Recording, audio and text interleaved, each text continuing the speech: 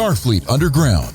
Every week, we'll take a look at the latest Star Trek news and then check out a current or classic episode of Star Trek. This week, we're rediscovering Discovery. With a short trek, Saru says hello world, and then Starfleet abducts his ass. Why is it Vulcans don't want to shake your hand? Tilly is drunk with power. Captain Pike takes over the ship, somebody sneezes, and you don't have to wear a red shirt to get what's coming to you.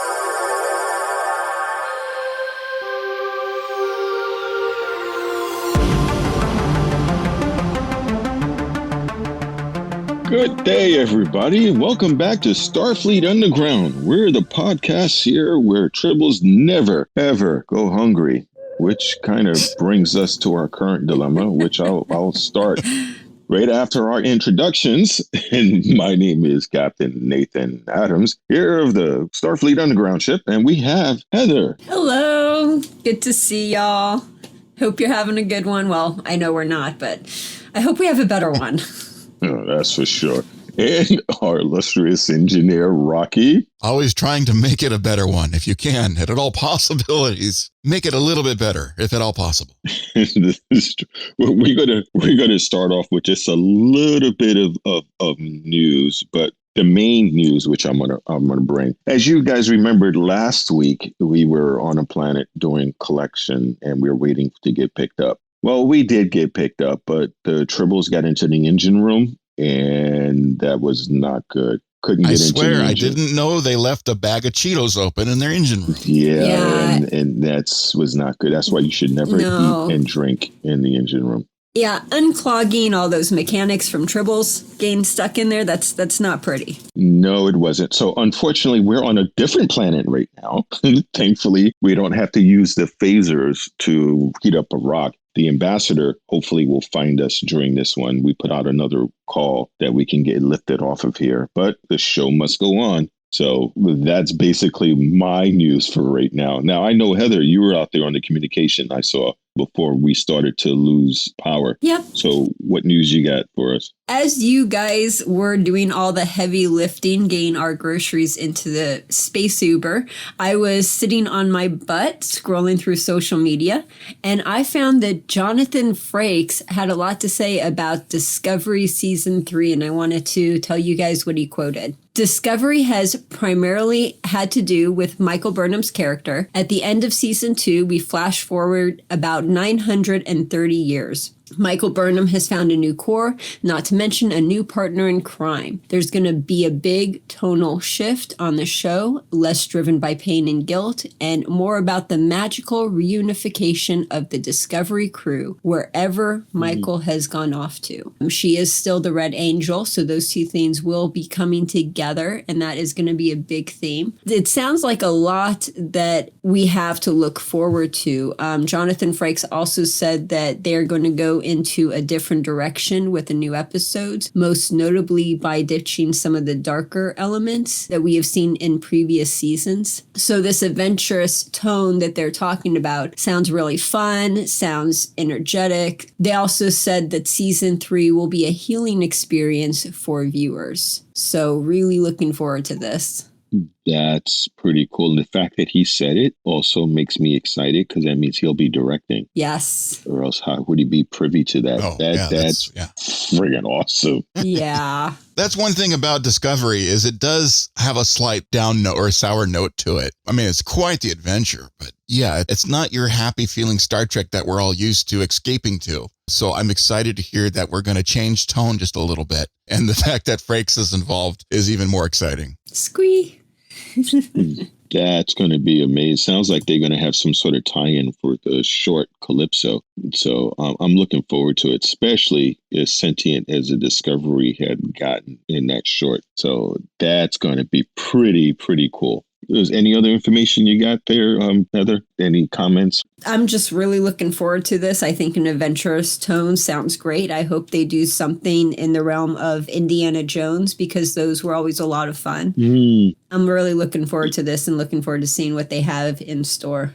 And how about you, Rocky? Wind up getting any info out there? The info came to me, actually. I was learning about the universe's first virtual sci-fi convention. I don't know if they're actually the first one, but it's called Holo-Con. And apparently, first part's happening today. So I got the news a little bit too late to really talk about what's going on today. But wait, future, today is in what day? Because this is going to go out on a different day. It's so confusing, isn't it? Because yesterday was the day that we talked about this. And it's going to come out the week. I try not to wrap my head around the actual day and time, but the first day today is actually April 25th. And I can talk about what's going to happen on May 2nd, because today already happened, even though I don't know what happened yet. Well, does that make any sense at all? We've been doing a lot of time traveling. It's hard to get your head around that when you come back. Lambda Quadrant are the ones putting this on.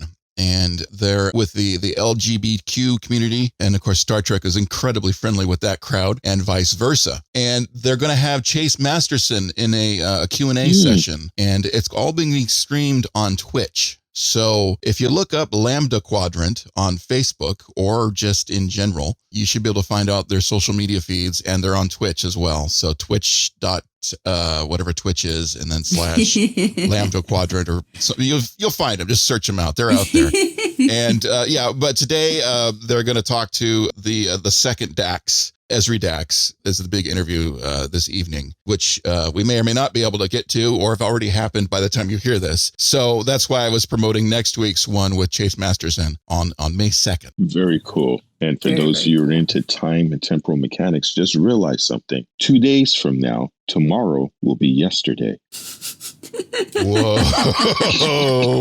It's a good thing I don't smoke dope, man. That's all I got to say. It's hard enough to wrap the world around my head in real life without drugs, you know? The cool thing, though, it's they're doing this all virtually. Of course, everybody's world has gone virtual right now because we can't get together in person. So I think this is just awesome. They're actually having costume contests. So you can learn how to, dress up and take a picture and take part in that. I mean, they're doing makeup tutorials and all kinds of fun things. So it sounds like a lot of fun from another group out there that's having good times with Star Trek. I just have to say, for everyone who has not joined Starfleet, all of you people out there, this is what it's like to be on a Starfleet ship. Everything is virtual. I'm just saying. Virtually. Yeah, from the controls. Yeah, you got the holodeck, you have the communications, you're in this ship and you're stuck with all these people. No offense, you guys. And you can't leave. I mean... At least you're not stuck with a bunch of Klingons. I'm stuck with a bunch of tribbles. Even though there are woke Klingons out there, you know. Do you know what it's like to walk into your quarters with tribble done on your shoes and track that in? It's a good thing I keep my quarters sealed. I try not to get the tribble involved in the ship. Yeah. And don't forget the emergency hospitality hologram. They just don't do designs, and they come in male and female. So I'll just leave that there. I could use a little hospitality now and then. We can't do anything while we're on this planet right now. And that bird thing that keeps looking at me, it's small enough where I think I can take it. But since I don't know this world, it might turn into something grow big, mean, and nasty. Is well advised. Go for it, Captain. We got your back. Yeah, I don't know what Make sure the phaser's charged up before you do. No, the last time, Heather, you told me to go for something, I got eaten. And the only thing that saved me is the fact that it had no teeth and it tried to gum me until you guys got it. I still have the picture. I still have the picture. I still use it for the nights that I go and get drunk with my friends, and we have a good old laugh at that picture. That's a great picture. Thank you very much. Once again, information I could have found out before the reviews. When I first met Heather, next thing I know, I'm on YouTube. That's all I have to say. I always have a camera ready. All the time. Now that we've gone through that before some more embarrassing stories come out. Just to let you guys know, today's show is being brought to you by, of course, Section 31. They still haven't brought Fred back. I'm about ready to authorize a mission to find out where they're going with him and find out what they're planning on doing, because we miss our crew member. I told Fred he should wear clothes when he goes to bed, but he didn't listen to me. No. See, I don't think that theory works, because never have I ever been visited by Section 31 that I know of. Well, you sleep kind of sound. I may have been unconscious. That's possible, I suppose. They roofied you. That's probably it. No wonder, because I hear them sometimes talking about, I think Rocky would be a big investment. So don't know what's going on with that, but at least we got the news part out of the way right now. See, this is what happened. We're on planet. We just throw regulations to the wind over here. So I understand also, while you're looking at your comment panel there on your communications panel, we had a wave come in from someone. We had a comment. Yeah, we did. We had a subspace comment from one I'm sorry of our... about the singing. I'm sorry. I won't sing anymore. That wasn't about the singing? Well, no, we did get comments about that too, but they were saying go for it. They love it. Oh, sure. I think that's you making that comment. I don't think anybody else would actually say that. Hey, that commenter is anonymous. We don't know who it is. No, this subspace comment was from Ryan, and he had a lot to say. He actually gave me about 2 pages worth. So I'm only going to highlight a few of them, not all of them. But he said that the biggest disappointment in the series for him was Picard turning into a synthetic golem. This means that he is no longer Picard. Even in the movie Nemesis, even though Shinzon was an exact clone of Picard, it wasn't really Picard. So Ryan is saying that he views the synth golem version of Picard in the same manner. He's not really Picard, which means in the upcoming season 2, he will be basically watching a version of Picard, not the actual Picard. He thinks the ending... Oh, do you guys want to comment on that real quick? Well, it would be Star Trek Unpicard. Unpicard. Or just Picard with I think a Picard with a question mark, like Picard, what we did with... Yes. Yeah, I think that was perfect. We should just leave it like that. Well, you can get into a whole philosophical discussion on this. What he brings up is a really good point, but what keeps Picard from being Picard? He basically has the same mind. Is his mind that makes it Picard, or is it the body? If you have a car and your car gets rebuilt and the engine gets rebuilt, is it still your same car? So it really opens up a philosophical thing. What makes a person a person? Is it the body or is it the personality? And if it's the exact same personality, is it a simulation? Were they able to copy all the tertiary memories and everything? So that's a really good deep subject that Ryan brought up. You can get very deep into this. Yeah, I just we should get him on the ship. Yeah, we should. Okay, so I'll ask him if he wants to join us next week then. All right, that means another smash and grab, Rocky. Indeed. On your comment about the car being the car, if you switch out the parts, humans, our atoms and our cells and everything are regenerated. I think it was every 7 years. Does that mean we're the same as well if we're constantly being regenerated into something new? Good point. Yeah. Now, Brian was saying that the ending that should have been is basically when the Borg cube was staying on the planet, this was the perfect opportunity for him to plug back in and activate the cube. Locutus could have risen to the planet's edge and faced the entire Romulan fleet. Simultaneously, the same Borg technology that could have fixed his disorder and save him from certain death, therefore the Borg's relationship with Picard could have come full circle. Originally, it was his undoing, but ultimately it could have been his redemption. So he thinks the Borg cube should have repaired Picard, so that way Picard wouldn't have died. And after that, he was thinking we could have seen the very end of season 1, where the Borg queen, her voice says, "Welcome home, Locutus," and it fades to black.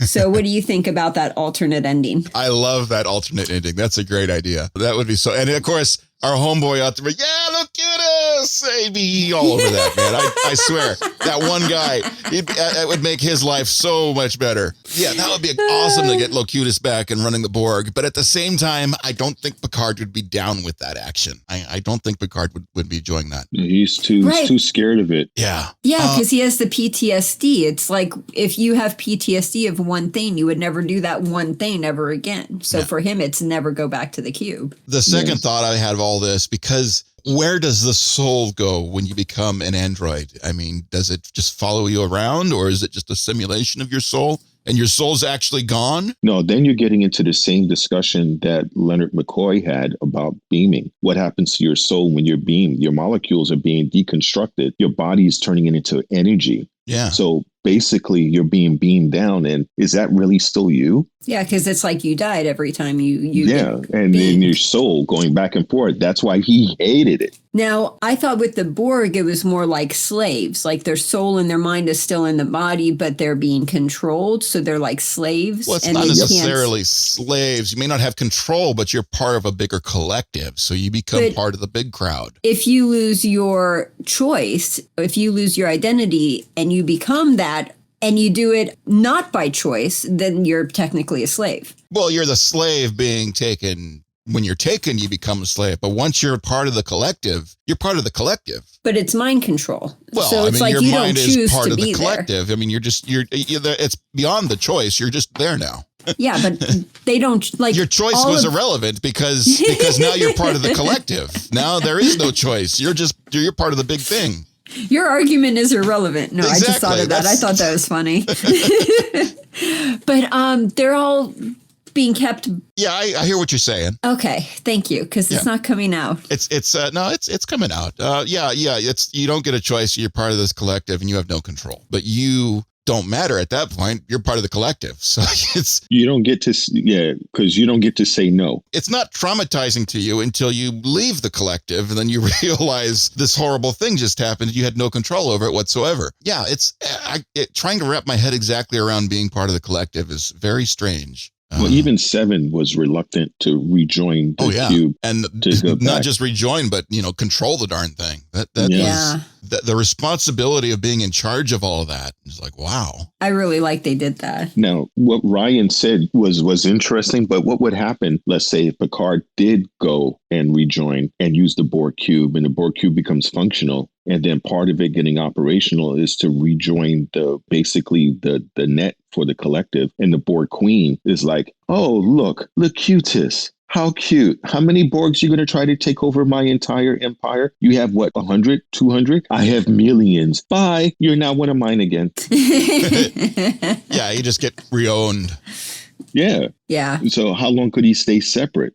It would be interesting. Ryan's right. It would be interesting to see how that would go, especially since now we've seen that the Borg has kind of been given a personality. Yeah. We don't see them as much as enemies as more as victims. So that would have been an interesting way to go. Yep. Some other comments that Ryan has too. He said that he really liked Seven's outlaw life as a disgruntled alcoholic Borg rebel, troubled hot chick who kicks some ass. I didn't know she was alcoholic. I didn't get that. A couple drinks doesn't make you an alcoholic unless you're an alcoholic.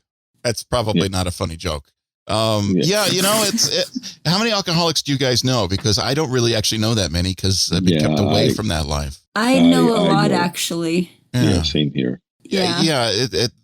Having addiction in my family tree, I've tried to avoid alcoholism. And while I have partaken in drinks and I understand it, I got too much other things going on to make it part of my life. So it's not something I subscribe to. But people can function as alcoholics. They're not like they just disappear. They're actual still people. They can do things. They can make things happen. It's just they've got that addiction they've got to satisfy. Well, there's actually two types of multiple versions of an alcoholic. You do have some which they call a functional alcoholic. It's somebody who can go out, they can work, they can do their job, but apparently anything you do that becomes a routine makes you an addictive personality. So when you come home at night, let's say from working, you have to have your 10 beers. You have to have a drink. You have to have this. That makes you a functional alcoholic. Right. Or a functional alcoholic could also be the person who has their flask on them and hidden. That's correct. And then they go to the bathroom and they take their drink because that's how they get through the day. And they're constantly drinking throughout the day, but nobody sees it because they keep it hidden. And they still are able to do their job. I think a good example of that would be Raffi. Yeah.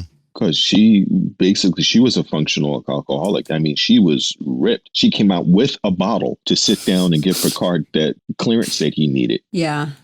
She was able to function while she did her job. And after that, when he did that dick move and applauded for her, she went back to her room with her bottle. Yeah. So it's good questions. Yeah, we need to do a smash and grab. Bring them on. We probably won't see a show or something like that because we'll probably be full of philosophical discussions. So it definitely will be interesting. Any more comments from him? Well, we have 2 pages, but unfortunately we can't go over everything. Wow.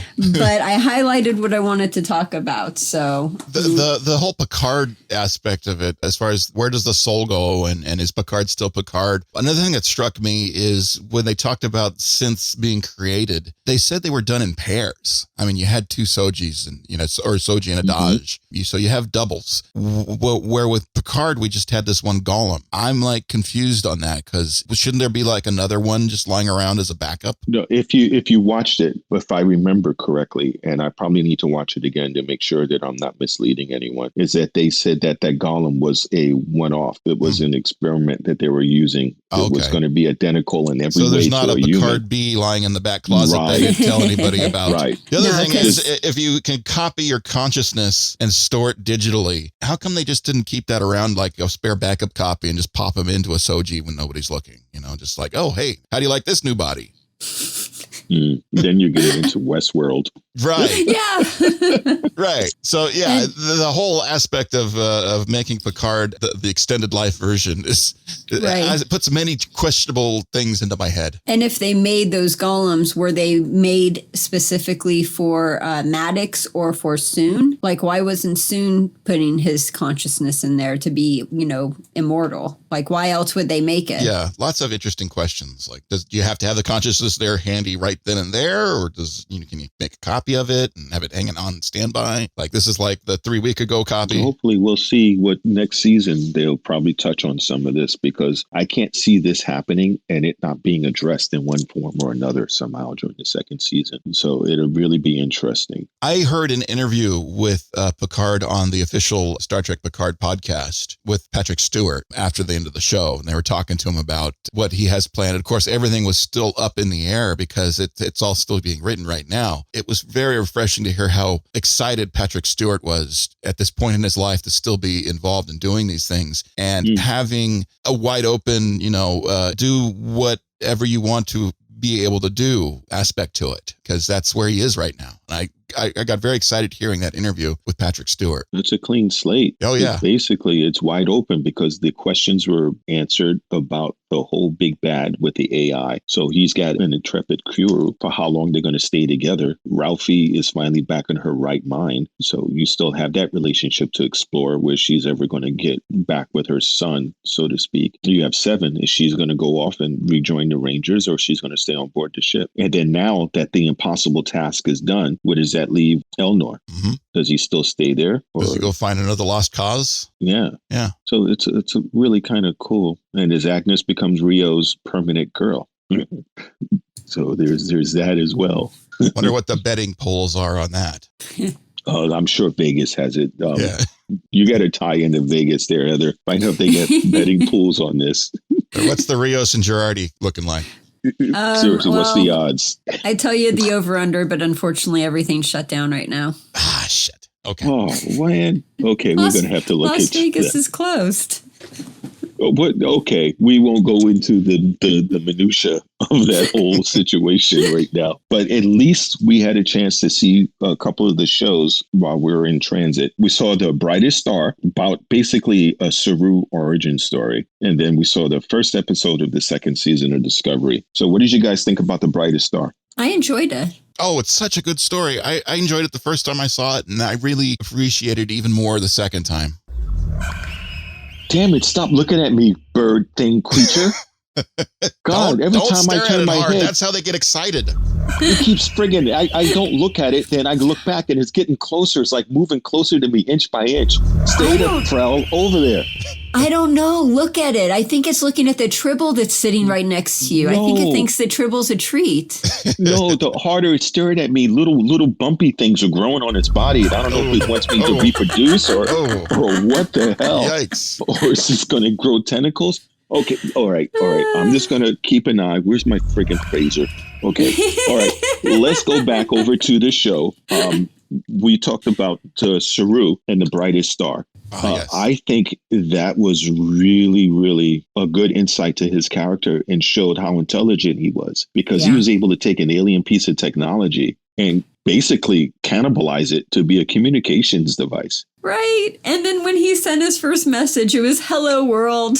Yes. just like, hello. Hello. I wonder if I flip the switch on it and say hello, what's going to happen if I do that?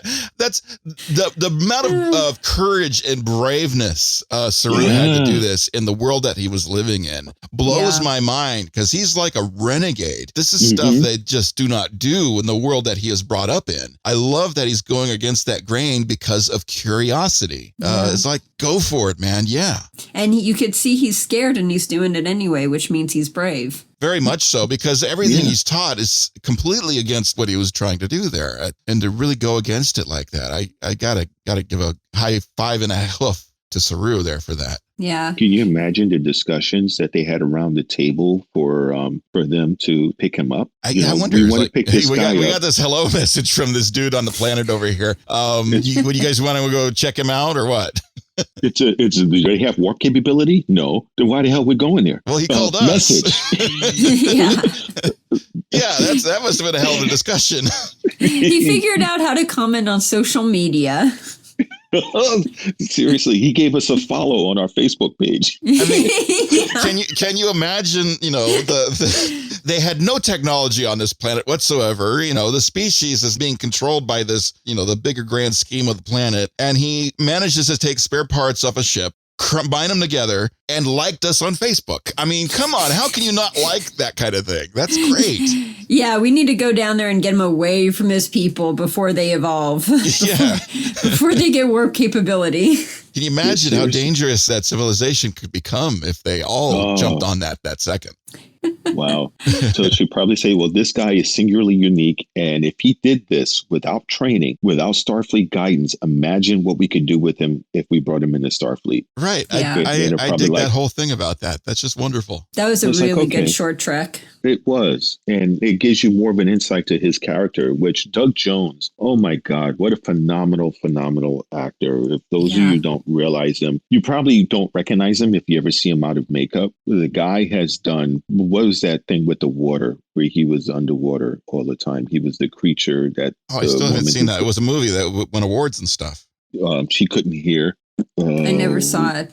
It was a good movie, actually. Let me look. He's been in Pan's Labyrinth. He was the alien that had the eyes in his hands. Oh, that was him? That was him. That's cool. I like that movie. So The Shape of Water. The Shape of Water. The Shape of Water. Okay. Yeah. I never think of the movie called Shape of Water. I always in my head think of it as, it's the, fish person porn. No, he's done so many iconic roles he was in Hellboy. He played Abe Sapien. Oh yeah, that was good too. I love Hellboy. He was, oh my God, he was in the Rise of the Silver Surfer. He's been in like Ouija, The Origin of Evil. He was in Fallen Skies. He was in The Strain. He's been in also What Do We Do in the Dark, in the Shadows. The guy is just, he's one of those actors that when he personifies an alien character, his body language and everything changes. I mean, do you watch the way Saru walks? Mm-hmm. It's not like some people, they get dressed as an alien and they still act kind of human. Not Saru. Yeah. He becomes a character. Every which way of it. Yeah, I dig that about him. It's very cool. And you don't see him sometimes. I mean, you see the guy in person and like, this is the guy that is this character. And they put him in all kinds of makeup, but he's one of those guys that can just do that. And they put him in clogs too, right? Like he's sort of in silhouettes. Boots. Yep. Yeah, boots. Yeah, and the Saru outfit is something else because that became part of his character only because of the costume they put him in, because you can't walk in those things. It's amazing to me. And I love the fact, and to see his character grow from the first season where he was scared of everything to him becoming a competent commander, and how he still was upfront. Like in the first season, it's like, I don't like you, Michael. I really don't trust you. I don't like you. And to see how that relationship grows. Yeah. But that was a really good short, in my opinion. No wonder why all of his people were scared. They were harvesting them. They were sacrificing all of them. I'd be scared too. It's a hell of a way to live. But there's also the theme of living by fear. And that was in Picard again. So it resonated when I saw this. In fact, the line is, hope in the stars stronger than fear, is what I wrote down when they're talking about going to the stars and looking at it and seeing hope in the stars. Is just, that's way stronger than living by fear.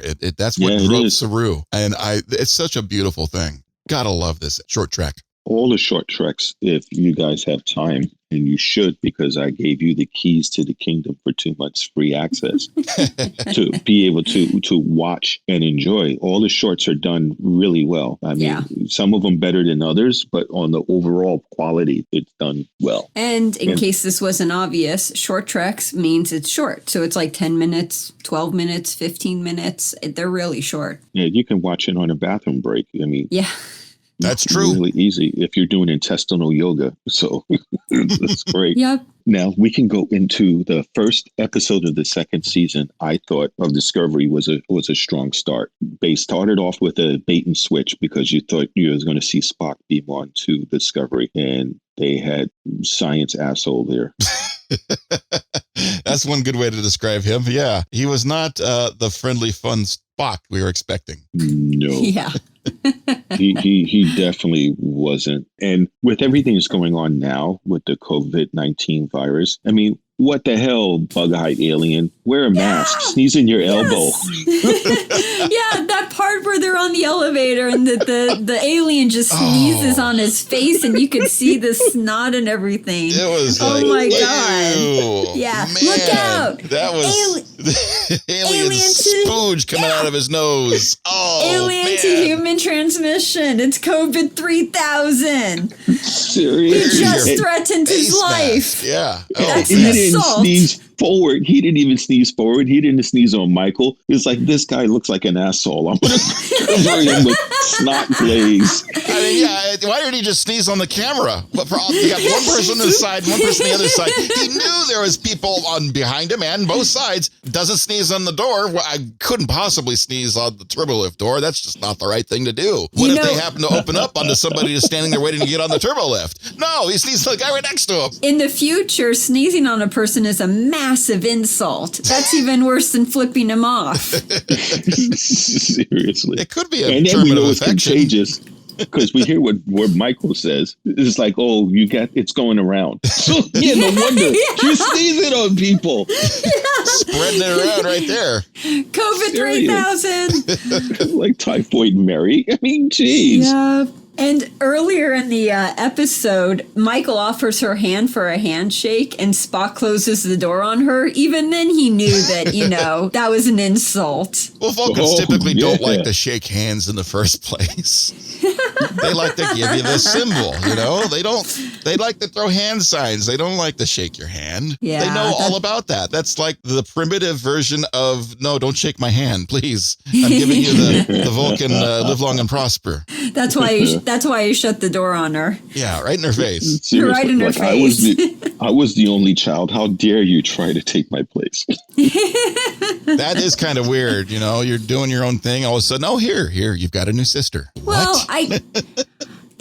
I'm adopted, so I can't really, I know how that is. It's weird, right? It's very weird. No, it's not weird. It's not weird? It's part of life. I mean, when you're adopted, that's normal. That's how you grew up. Why would it be weird if you're comparing it to someone else's life that you haven't experienced? It's your own life that you experience. It's normal. Okay. Oh, yeah, because we've adopted you. You're part of the family. That's true. I've been brought onto the ship, yes. The smash and grab, as it were. Going back to the COVID-19 references, there was a bunch in there. There was one more where they said, all non-essential personnel, please clear the shuttle bay immediately. And I'm thinking, okay, so the grocery clerks are still there. The delivery people are still there. The janitors are still there. Well, yeah, because it probably had quarantine special. So they got to make sure. Plus, I figured that was the same thing. I think I even had a discussion with you one night over some Romulan. I'm sorry, I didn't say Romulan ale because it's illegal. And I would never drink Romulan ale on a Starfleet vessel. About adjusting the biofilters on the transporter. So if we wind up catching anything, that the biofilters would strip it on the way back up. So that would be interesting to do that. So why not? I remember that. When we were talking about it, we were really wasted and I forgot, but now I remember, so I'll go do that. Yeah, so that would really... Hold on. Back! Is he bothering you again? It's coming Damn closer bird. again. Fuck, now that I see it's got like a third eye. What the hell? Maybe I shouldn't call it a bird. Maybe I should look up the actual species. Yeah, okay. But with the show, we had a chance to see Stannis really going through a post-traumatic stress disorder, losing his partner. Yeah. Yeah, that was tough. Yeah, Stannis is leaving, and if you ask any more questions, I'll start crying like a baby tribble in a kill zone. Yeah, that was really, you really felt, that's a credit to the actor. You felt his emotional distress over everything, and I can get it. It's like, I don't want to be surrounded by things that reminds me of him everywhere I look. Yeah, it really, coming back to that, it's just, you could feel his pain. But I also remember Stamets, like, he seemed really, really annoying about stuff, but he's still got a heart about him. So you really start to feel it. And right in the beginning of this, just kind of hits you like, oh, poor Stamets. Yeah, it's like, wow. That's why you put in and wanted to leave. And then Tilly being all excited. It's like, why did she need a 2-story area? I put her in the closet. She was drunk with power. I love Tilly like taking charge and running stuff. It's like, whoa, she's a little out of control. Yeah, Tilly's my favorite. Yeah, I like her a lot. You know, she is pretty friggin' cool. Mm-hmm. So I do enjoy her. Now, there's something which I have a question, and maybe you can answer for me, Rocky. Is it, you remember when they couldn't make out the NCC number on the hull? Uh-huh. And they asked Michael asked Saru to look at it. So it means his eyes are better than scanners? Well, I mean, the view display on the screen has all this resolution, but yeah, I mean, your human eye can only see so much. Even when you you could stand back and look at the screen, right? It looks like a nice picture, but you really can't see all the pixels until you stand like right up on it. So the pixels might be there, but we may not be able to perceive them. You know, Saru's got, the Kelpian eyes are way more accurate than ours. You could totally see, where he was standing. I knew you would solve that for me, being the engineer. That makes sense. Yeah. From Saru's point of view, it's like, well, you guys can't see that? Here, let me look at it real quick. Now, this, I'm sure, was one of your favorite parts there, Heather, because one thing I know about you from reading your file, you love pinball machines, don't you? Yes. How did you love that pinball launch? That was cool. Yeah, that was really, really cool. And it didn't just remind me of the pinball launch. It reminded me of the tubes in Portal where you're going through the tubes. It also reminded me of that. And then they go out there and it's just like playing a video game and you have to dodge everything and fly. And I was just loving that part. That was one hell of a sequence. I remember seeing that the first time and like, well, CBS All Access just wasted all their money on this first episode because the scene is ridiculously well done. Yeah. On second viewing, they still ridiculously well done. I couldn't believe the insanity of it all, but it looked fucking fantastic. Mm-hmm. It really did. And it shows you that asshole science officer really was, because he disobeyed a direct order by his captain, not once, but twice. It's about attitude, man. You got to have the right attitude. And he had 0 lives left, so he couldn't come back. That was pretty cool. And he gets popped in the middle of bragging. I know better than that. Pop! Right? Yeah, it's all about the attitude. You just can't be that big of an asshole and not expect an asteroid to knock your ass into space. I mean, especially when flying through a friggin' asteroid field. Yep. Karma bus caught him right away. Yeah. I wonder if it had to do with that stuff that he got. It was like bad luck. I got to watch to see if that guy sneezes on anybody else. Watch out. The sneeze of death. I was blaming it on his cockiness. It doesn't matter what color shirt you wear. Seriously. That's so true. It's not if you have a bad attitude, it doesn't matter if you're wearing red or not. Just fucking watch out. You're done. It's as simple as that. You're finished. Yeah. How did about, everyone like it? I just wanted to, I don't know where you were going to go. I was going to go Jett Reno. Oh, I was going to head there also. Yeah, I loved her. She has become one of my favorite characters. Oh my God. So awesome. I love, she's got a bad attitude, but in a good way. I love, she does amazing things too. I can't imagine a character being stuck in 10 months and 11 days. I mean, you think you're still at war with the Klingons and you're on this ship that's stuck on an asteroid and you're the only person there saving everyone else's life. And you're not a medical technician, but you're saving people's lives, treating them like another piece of equipment because it's all plumbing, right? Wow. Like the body is just a machine. Yeah. She just looked at it binary. It's like it's a machine. At it and says, well, I can fix that. Let me fix that.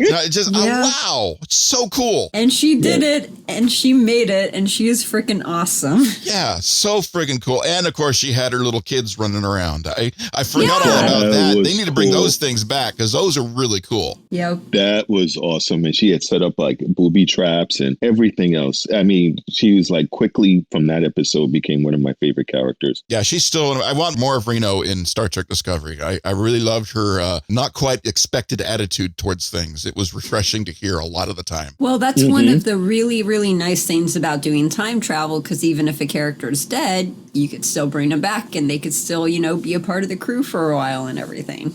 Yeah, this is true. We should, thankfully we have our version of Reno and Rocky. So that makes it awesome. I'm not that funny, am I? Not intentionally. Oh, okay. Oh. Whatever it takes.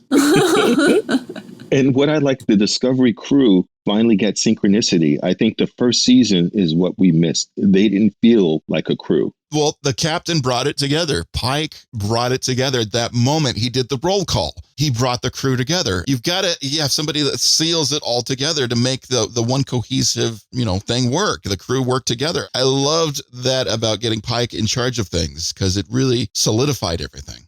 But he also did what a good commander is always supposed to do. Take what people say, the advice, the suggestions, weigh it, and then pick the best solution and not be so married to your own idea that you won't entertain someone else's. Yeah, I like that he had to take a second apart and say, yo, Burnham, I agree with you. I'm agreeing. This is a good idea. I'm trying to hear what everyone's trying to say first, I love it. What? That's pretty cool. Like the same thing that sometimes Heather suggests for us to do. And we look at each other like, seriously, we're going to try this? That combination of alcohol, really? And it winds up being pretty good. I'm telling you, Romulan ale, dancing, and tribbles, it works for the disco thing. Well, what did you call that thing? Now, what did you call that thing? You called it the Red Tornado Sunset by adding Romulan ale and then pouring blood wine and then twirling it. Dude, don't give away my secret recipe. It was like, that sounds nasty, but actually, it's good. After so many shots of Romulan ale, it really doesn't matter. That was handed down. That was passed down through the generations in my family. And unfortunately, one of the tribbles got a hold of my drink and drank it all. And now we have like little red tribbles running around here. Yeah, I actually have one. I should send a thing to you. Let Rocky take a picture so he can put it up on our social media. It grew teeth. It's not very pretty. So that's the one that's always following you around, right? Yeah, it's that one. But I love how they stole a line from you, Heather, in this first episode. Remember, it's like the power of math. Yeah. That's what you say all the time when it comes to numbers and totes and stuff. It's the power of math. That's what Tilly, when they caught that asteroid, it's like the power of math. I think that's why I like Tilly so much. We're kindred spirits. Yeah, I mean, just a little piece of the rock would have been fine. She catches a whole cargo bay full. Yeah. Like, whoa. You got to watch out because she can do things. She makes stuff happen. And I like when she gets all giggly about it. Yeah. Objects appear smaller in the viewer than they do in actual real life. So she thought it was smaller.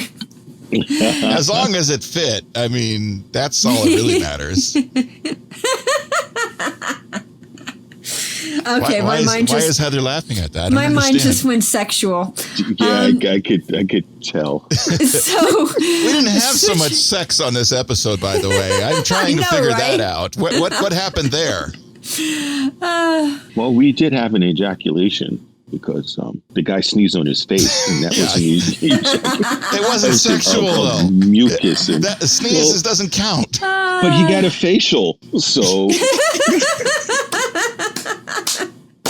All right, I feel better now. It's maybe a little bit more sexual than usual. Okay, that's much better. So we've done our quota for the sexual comments. There we go. I've got one more thing I want to bring up before we finish. Yeah. When Michael is listening to the audio recordings of Spock having nightmares at the very end, I was thinking, dude, what are you doing? You're snooping in your brother's journal. How rude. Yeah. That was so. Is that standard Starfleet procedure? Even if you do have a sibling in Starfleet, you're just allowed into the quarters just to go snoop about? That's such a sister thing to do. Yeah. Is that what it is? It's just a sister thing? I mean, that's... Well, sibling thing. No, I don't, because I don't know if I could do that to my sister. That would not work with me. But she wanted to find out what was going on, and she wanted to get an inkling, because like it or not, we all have secrets that we kind of keep to ourselves. It's kind of like the old Pink Floyd song they have. If I showed you my dark side, what would you do? From The Wall. So she probably wanted to see what was going on in his mind that he didn't tell everybody or something. So she snooped. A personal log in Starfleet is something. I mean, we don't just record these things for no reason. I mean, somebody's going to listen to them at some point. Oh, you mean you don't record your personal sexual experiences on there? I didn't think anyone would listen to that. I was recording my personal diary in the logs. Ha! And you're overdue for an entrance since we've been on this planet a couple of days. Shit. Oh, wait. Did I say that out loud? Damn it. Captain, please do me a favor. Okay, 5 days ago, just delete the whole thing. Don't even listen to any of it. Just delete the whole thing. Okay, I will delete it, even though it's one of your best. 5 days ago, that was... What day are we on? Okay. Don't listen to it. No, it was. Yeah. So we're going to continue on. Let's talk about. Do you remember when Pike went into the old ready room? And he looked at the fortune cookie. The fortune cookie. Did you read the fortune? I don't remember what it said, but I do. Yeah, what did it say? Okay, the fortune cookie said, "Not every cage is a prison, and not every loss is eternal." Which I think was a foreshadowing of all the things that are coming. Yeah. I don't know if people listening to us has actually watched the second season of Discovery, but that really kind of gives an indication of what's going to be happening the entire season. Yeah. So it was a nice little end off on that. And let's talk about Pike before we start tying things up.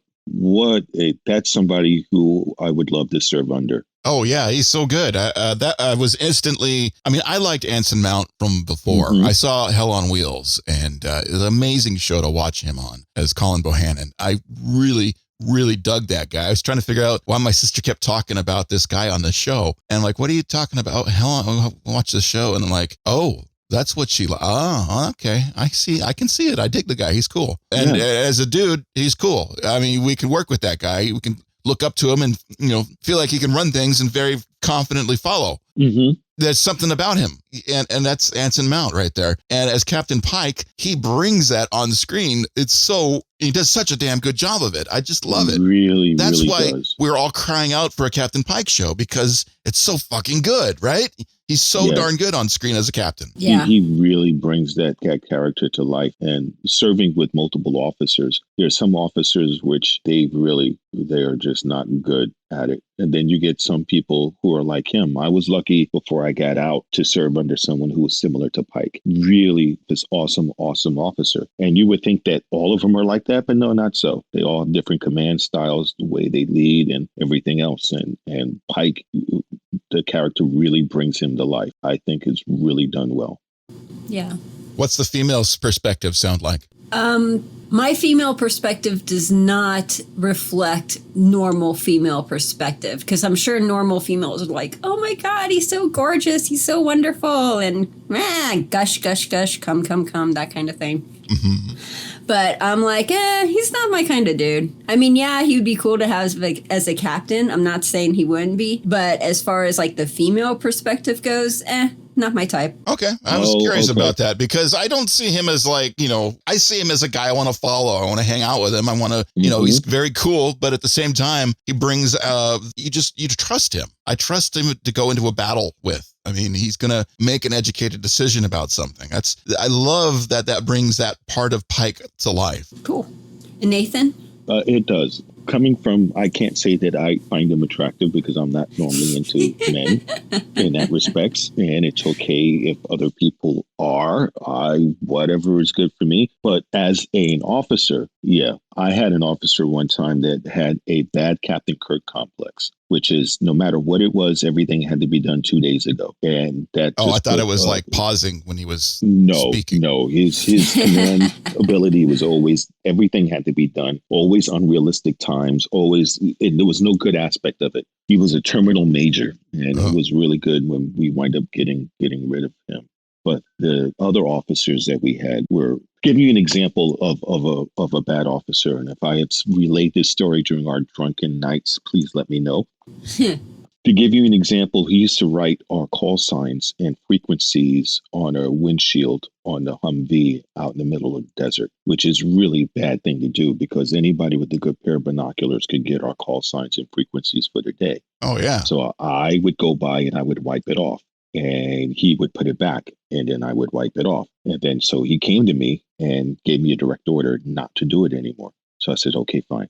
So in the middle of the night, I'm changing out the frequencies and the cipher keys for the rest of the battalion. And he comes banging on the back of my 5-ton truck. And he's like, didn't I tell you not to wipe the windshield off anymore? And I says, no, I didn't. He goes, yes, you did. I says, no, sir, I did not. He's like, walk with me. Yes, sir. Walk over to his vehicle, and it's nighttime, so you have night discipline, which means you're not supposed to use any bright flashlights or anything like that. So he takes out his flashlight with the red lens, shines it on the windshield, and there's nothing there. And he goes, see, you wiped it off. And I says, no, sir, it didn't. In my pocket, I had a flashlight, but it did not have the red lens because I was working the back of the truck. So I took out my flashlight with the white lens, shined it on the windshield. He had wrote it in red grease pencil. Oh, wow. Lovely. So he looks at it, looks at me, looks at it again, and he goes, well, okay then. It showed him. Jeez. So if he's listening out there, I still remember that. I'm not going to say your name. Wow. Yeah, that's just one of the many things that used to have issues with. But that's neither here nor there. Well, no, I've had a boss once that he wasn't a bad boss, but he kept you on your toes. And I was up to that challenge. I kind of enjoyed being pushed a little bit once in a while. Sometimes it was stressful. I won't doubt that it wasn't stressful, but it was challenging, and I kind of enjoyed the challenge and was able to make stuff happen most of the time. My coworker, however, it was hard for him to keep up, and it was really tough on him, and it was really hard to get through. So when you get another boss that, treats you differently and runs things a different way, it's incredibly refreshing. So, that's a boss when you're working at a job. I mean, when you're serving and you're under command of somebody, you really don't have that much control of who's in charge of you. So it is so refreshing to get a good one like Captain Pike. Oh my God, dude. Like, I feel both of you guys. I knew this one Starfleet officer. His name was Barclay. Oh my God, the stories I could tell you about this guy, dude. He was an officer? He was... He eventually, he not for long. He was demoted, but I mean, the stories I could tell you about this dude. I mean, you're talking about an annoying. Oh, yeah, I even heard of him and his adventures with unauthorized use of the holodeck. So yes, he had the same problem on my ship. Yeah, so there's that. For those of you who don't know who he is, take your time, research it. You'll find it.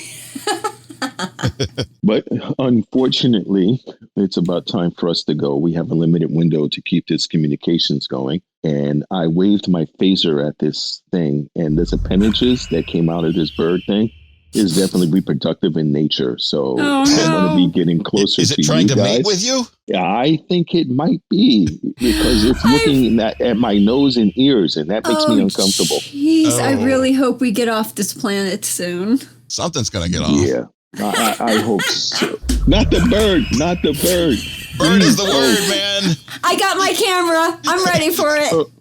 Wait, I just received a communication. It looks like our ride is just about ready. Damn. I was looking forward to getting that blackmail material. No, according to this, they managed to get the tribbles out of the lithium chamber. Oh, Is there any cool. Cheetos left over? Because if they have Cheetos left over, I would suppose Yeah. that Tribbles probably got all the Cheetos. But I'll send them a thing on that. I doubt it. Those tribbles are worse than Earth dogs. Like, they eat stuff so fast. That's for certain. Okay, now, before we go, there's any love for any other podcasts out there? Going once? Going twice? Not specifically, but yeah, we enjoy hearing the other podcasts. It's harder to catch up now because sometimes you're a little bit further back in time than you were usually. Oh, this is true. So it's hard to keep up on some of them. The whole not commuting as much as you used to does cut into the podcasting time. So it's hard to keep up, but it's fun to, go back and like I heard that interview with Patrick Stewart. That was phenomenal. So yeah, I'm definitely looking forward to keeping listening to more podcasts. Yeah, it doesn't help that, our batteries died while we're staying on this planet. Otherwise, we'd listen to it now, but we just can't get anything working right now. No, hopefully we'll get it done soon. And hopefully the ship will be here. They said they're on their way. So we'll be able to go before this thing gets even closer. I hope to God they didn't bring any tribbles with them. I'm so sick of Fred's tribbles. We gotta go ahead and check the ship because I don't want to get stranded again next week. So let's double check, make sure there are no tribbles whatsoever.